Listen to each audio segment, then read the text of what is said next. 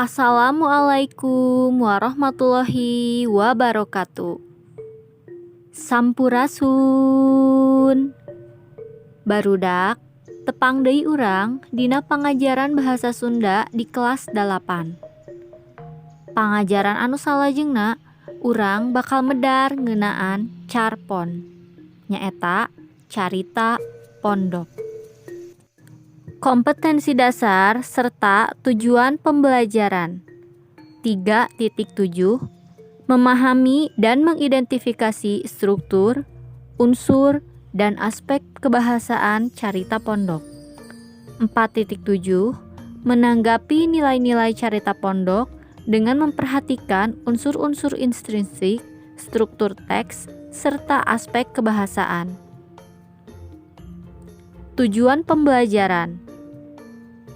Setelah selesai mempelajari materi pada bagian ini, peserta didik diharapkan dapat memahami struktur dan unsur kebahasaan carita pondok, serta dapat menanggapi nilai-nilainya dengan memperhatikan unsur-unsur intrinsik.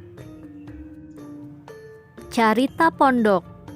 Hidup tangtu kantos ngadangu cerpen, cerita pendek dina bahasa Indonesia. Carpon sami sareng cerpen. Tah, kira-kira naon sih ari carpon teh? Hayu urang pedar sasarengan. Mikawanoh carpon. Carita pondok sok disingget carpon. Mangrupa salah sahiji karangan wangun lancaran atawa prosa. Upama ditilik tina wangun nama, carpon teh sarua kawas dongeng.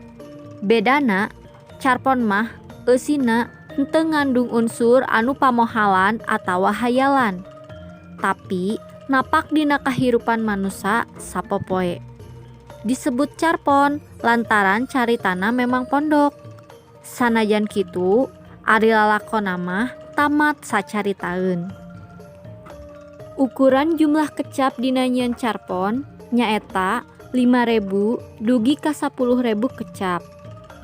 Lamun ukuran dina waktu macana mah kurang leuwih 1/4 jam upama dibaca nepi ka rengse.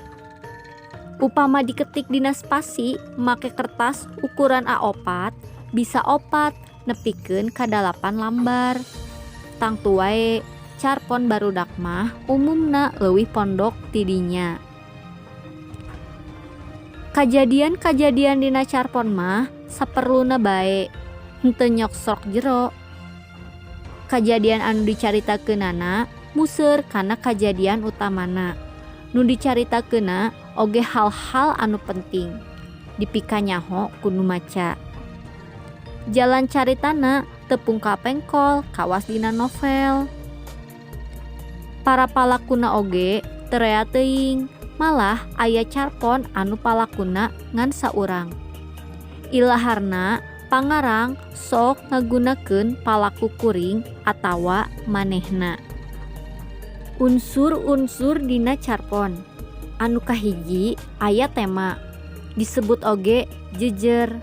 Nyaeta inti carita anu kagambar dina carita pondok.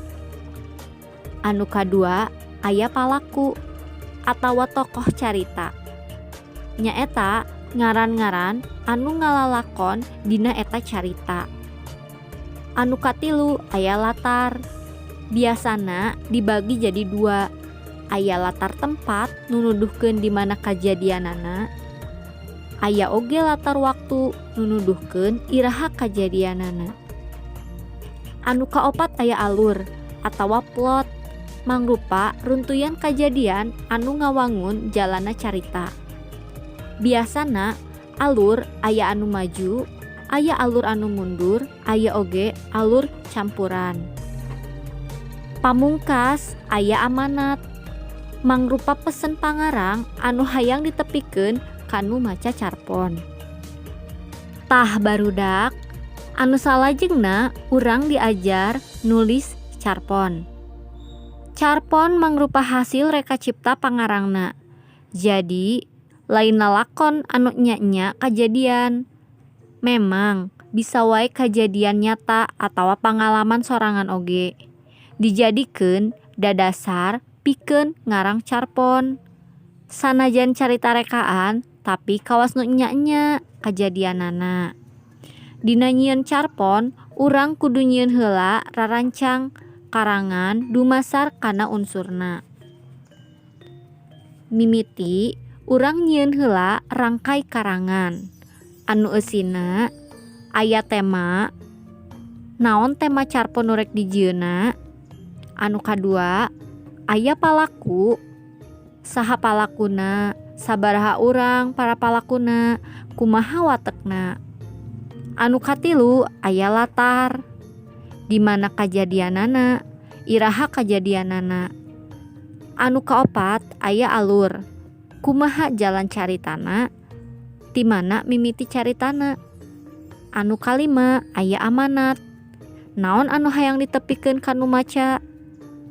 Pamungkas aya gaya nyarita, di dieu bisa gaya naon anu rek dipake teh, gaya kuring atawa gaya manehna.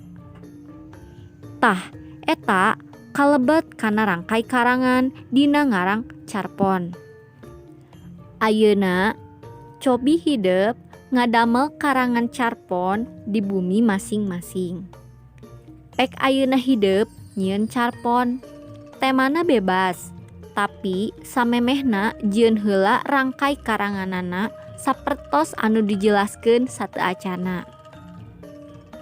Tah barudak, kumaha hidup atos ngartos teu acan kana pedaran ngeunaan carpon ieu? Memang pedaran ngeunaan carpon ieu kawilang sederhana. Tapi urang janten terang naon bedana carpon jeung karya sastra wangun prosa sejena. Geningan samemeh ngarang carpon, urang kedah ngadamel heula rangkai karanganana.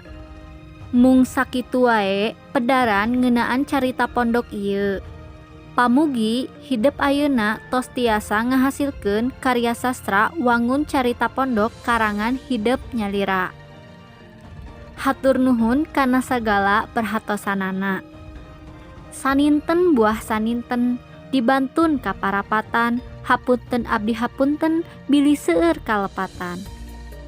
Wassalamualaikum warahmatullahi wabarakatuh.